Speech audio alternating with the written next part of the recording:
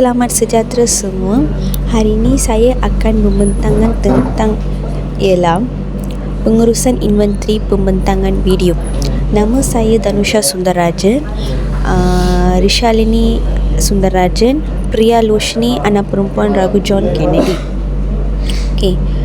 Pertama adalah pengurusan kawalan inventory. Pengurusan kawalan inventory ialah proses pengurus dan mengawal pergerakan stok barang dalam sesebuah syarikat. Tujuannya adalah untuk memastikan stok sentiasa mencukupi, menggelakkan kekurangan stok dan mengurangkan kos penyimpanan. Seterusnya, pengesanan masa sebenar pergerakan inventory. Pengesanan masa sebenar bermaksud setiap pergerakan stok direkod serta-merta apabila berlaku transaksi. Contohnya, apabila produk kosmetik dihantar ke gudang, sistem akan merekod stok masuk. Apabila kedai membeli produk daripada Radiance Beauty, sistem akan merekod stok keluar. Contoh teknologi yang digunakan: sistem komputer inventory, barcode scanner, sistem POS. Slide seterusnya, penentuan aras dan kedudukan inventory. Bahagian ini menerangkan tentang bagaimana sesebuah organisasi menentukan tahap stok yang sesuai dalam store. Aras inventory bermaksud berapa stok banyak yang perlu disimpan pada sesuatu masa supaya operasi berjalan lancar. Pengurus inventory perlu menetapkan hard stock paling rendah supaya tidak berlaku kehabisan barang, hard stock paling tinggi supaya tidak berlaku pembaziran ruang dan kos, tahap tertentu yang menunjukkan masa sesuai untuk membuat pesanan baru. Sebagai contoh, apabila stok lipstik hampir habis, contohnya tinggal 100 unit, sistem akan memberi isyarat untuk membuat pesanan baru. Ini penting untuk memastikan stok sentiasa ada.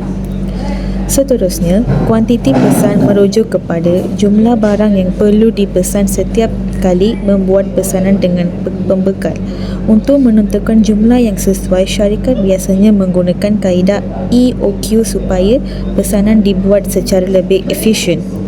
Antara tujuan utama ialah mengawal kos penyimpanan supaya tidak terlalu tinggi, mengurangkan kekerapan membuat pesanan dan memastikan bekalan stok sentiasa mencukupi.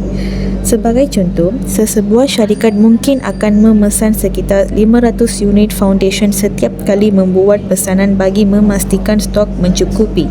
Seterusnya, kelebihan sistem kawalan selancar. Sistem ini memastikan maklumat stok sentiasa tepat dan terkini.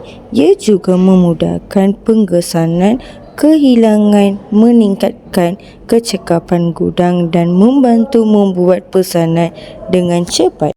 Hai sekali, secara keseluruhannya, pengurusan inventory memainkan peranan penting dalam memastikan perjalanan operasi sesebuah syarikat berjalan dengan lancar. Melalui sistem kawalan selancar, syarikat dapat mematuhi pergerakan stok secara berterusan serta mengetahui jumlah sebenar stok pada sentiasa masa. Selain itu, sistem ini juga membantu dalam menentukan tahap inventory dan kuantiti persanahan yang sesuai sekaligus menggelakkan masalah kekurangan atau kelebihan stok. Terima kasih.